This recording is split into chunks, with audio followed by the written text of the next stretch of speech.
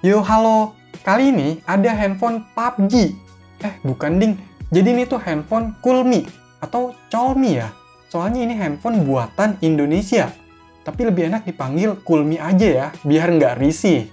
By the way, ini Coolme Shark 2 Pro. Handphone murah dengan desain yang keren dan speknya juga lumayan nih.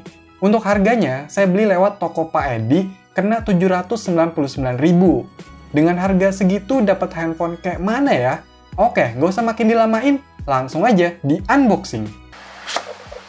Di dalamnya, pertama ada kotak lagi, yang isinya kertas-kertas, yaitu garansi. Ini service centernya cuma satu ya, di Jakarta. Ada buku, atau lebih tepatnya selembar kertas petunjuk, yang singkat banget. Terus ada tempered glass, ada SIM ejector juga di sini, dan dapat soft case yang bening kayak gini. Lumayan lah. Lanjut, ada unit handphonenya, ditaruh dulu. Terus ada kabel, udah pakai Type-C ya. Wah, boleh-boleh nih. Dan ada charger atau adaptor, dengan output 5 volt 1 ampere. Udah nggak ada apa-apa lagi, jadi itulah isi box dari Coolme Shark 2 Pro. Lanjut, cek unitnya. Wah, ini tampilan depannya udah gonjreng-gonjreng ya. Tapi ini cuma stiker, jadi langsung dikletek aja. Dan untuk bagian belakangnya, wih, cakep juga nih. Ini ada plastik yang ganggu, jadi dikletek juga. Oke, di bagian depannya ini ada layar 6,3 inch, udah dipakein pelindung layar. Atasnya ada kamera dan earpiece, bawahnya kosong. Sisi kanannya ada tombol pengatur volume dan power. Tapi ini lubang apaan ya? Sisi bawahnya ada lubang Type-C dan lubang speaker, yang kemungkinan mikrofon juga. Di sisi kirinya ada slot SIM tray, modelnya kayak gini, dual SIM tapi hybrid. Jadi kalau pakai 2 SIM, nggak bisa pakai microSD. Kalau pakai microSD, nggak bisa pakai 2 SIM. Terus di sisi atasnya ada lubang jack audio. Untuk di bagian belakangnya, ini setelah dikletek tadi, ternyata banyak lem yang tertinggal nih. Jadi harus dibersihin deh. A few moments later. Nah, gini kan enak. Di sini ada kamera, ada 4 ya. Di dalam lingkaran gitu. Mirip-mirip kayak handphone Huawei. Terus ada lampu flashnya, kayaknya yang kecil ini deh. Dan ada tulisan Leioa. Anjir, saya kira bakal ditulis Leica ya. Ini malah Leioa. Nggak habis pikir.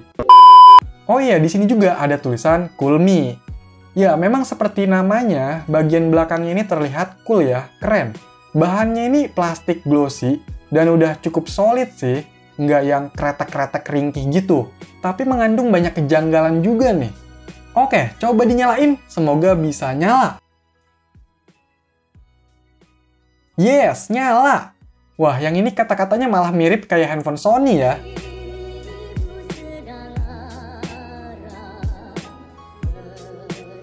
Oke, ada setupnya juga nih.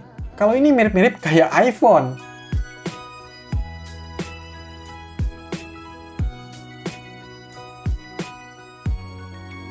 Dan inilah tampilan awalnya. Nah loh, tiba-tiba berasa handphone Samsung nih. Coba cek kesetelan tentang ponsel. Untuk OS-nya pakai Android versi 10 dengan patch keamanan 5 Agustus 2019. Terus penyimpanan internalnya udah kepake sekitar 9,4 GB dari total 64 GB. Gede juga nih. Sedangkan RAM-nya udah kepake sekitar 1,7 GB dari total memori 4 GB. Wah, ini lumayan ya buat ukuran handphone 800 ribuan. Tapi bentar, saya salvok nih ke menu yang ini. Kayaknya ada yang salah deh sama tulisannya. Ini kan harusnya download ya, bukan download. Ya udahlah. Untuk tampilan sistemnya ini, ya seperti yang udah saya bilang, kayak One UI dari Samsung. Mulai dari icon, wallpaper, sampai action bar-nya. Ini mirip-mirip lah. Tapi ini kenapa icon musik jadi Spotify ya? Kalau untuk aplikasi bawaannya, terbilang minim banget. Bahkan gengnya Google aja nggak banyak. Oke lah. Oke, coba kameranya. Dan inilah hasilnya.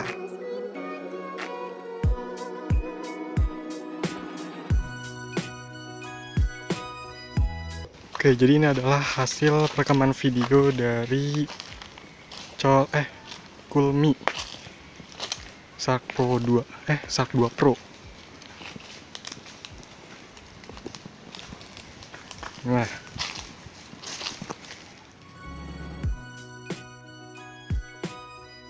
Coolme Shark 2 Pro ini untuk spesifikasinya punya RAM 4 GB, internal 64 GB, pakai chipset MediaTek MT6735, quad-core 1,3 GHz, jalan di 32 bit.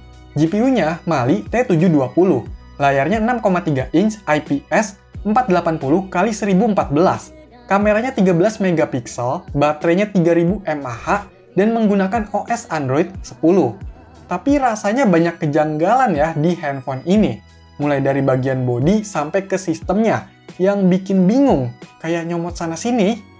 Nah, daripada penasaran, saya coba cek pakai ADB, hubungin ke PC. Dan hasilnya, ternyata untuk RAM, itu kalau dilihat totalnya sekitar 3 GB. Dan untuk internalnya ini sekitar 54 GB. Ya, ini masih sesuai ya. Tapi pas saya cek untuk sistem operasinya, ternyata di sini yang kedetek Android versi 6.0 alias Marshmallow dengan API 23. Pantes aja, saya ngerasa ini tuh kayak bukan Android 10, soalnya kelihatan lebih jadul dari sistemnya dan juga fitur-fitur bawaannya. Nah, dari sini udah cukup kejawab ya, kalau yang nggak sesuai itu di sistemnya. Sedangkan untuk memorinya, bener. Walaupun pas saya coba benchmark, itu kecepatannya parah. Cuma dapet skor sekitar 5800. Ini lambat ya, misalnya buat copy paste file, ataupun untuk install aplikasi yang nggak begitu besar, lumayan lama jadinya. Kalau untuk skor keseluruhan, dari AnTuTu benchmarknya, cuma dapat sekitar 45.000. Terus untuk sensornya minim banget. Jangan tanya giroskop ada atau enggak, udah pasti nggak ada. Terus multitasknya cuma bisa sampai 5 sentuhan. Oh iya, ini yang penting. Jaringan handphone ini emang udah 4G. Tapi untuk penangkapan sinyalnya itu lemah. Dan untuk Wi-Fi-nya juga sama. Ya, untungnya dari sisi UI-nya ini nggak begitu berat banget. Tapi untuk fiturnya juga minim. Udah kayak Android stock aja gitu. Nah, yang bikin risih itu ada aplikasi bawaan yang minta izin agak berlebihan. Misalnya browser minta izin akses kontak, baru bisa dijalankan. Itu aneh ya, takutnya kan disalahgunakan. Jadi harus hati-hati nih. Sebenarnya handphone ini masih bisa dipakai sih untuk penggunaan yang nggak begitu berat. Misalnya buat sosmed, macam WhatsApp, terus TikTok, Instagram, buat nonton-nonton di YouTube juga bisa, tapi ya dengan performa yang menuntut kita untuk lebih sabar. Karena nggak jarang bakalan agak lama pas bukanya, nge-lag pas dipakainya, dan kalau bisa jangan dipenuhin nih storage-nya. Ini tipe-tipe handphone yang bakalan lemot banget atau sering nge-hang ketika pemakaian storage udah di atas sekitar 80%.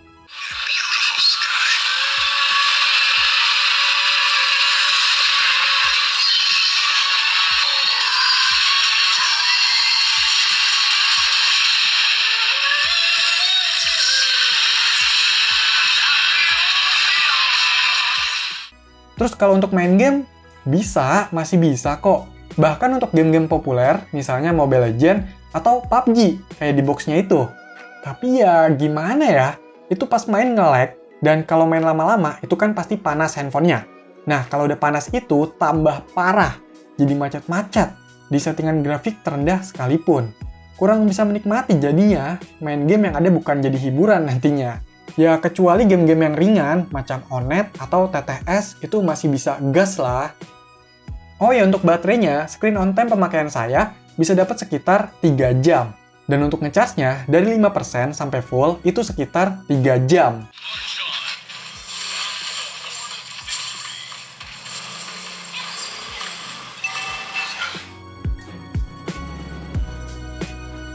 Handphone Coolme Shark 2 Pro memang punya modal tampang back cover yang kelihatan keren, walaupun hasil comot handphone lain.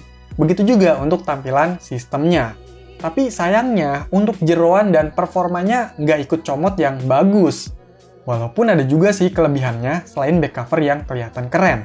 Dia udah pakai USB Type-C, dapat kelengkapan yang lumayan, layarnya cukup besar, dan udah pakai model dot drop display yang masih banyak dipakai handphone rilisan baru.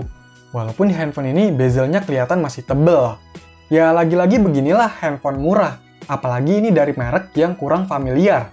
Kualitasnya nggak begitu menjamin, banyak kejanggalan, dan risih juga dipakainya. Apalagi kalau buat yang penting-penting. Oke, jadi itulah handphone murah yang tampangnya keren, yaitu Kulmi Shark 2 Pro. Silahkan dikomentarin, like, share, dan subscribe channel ini. Terima kasih.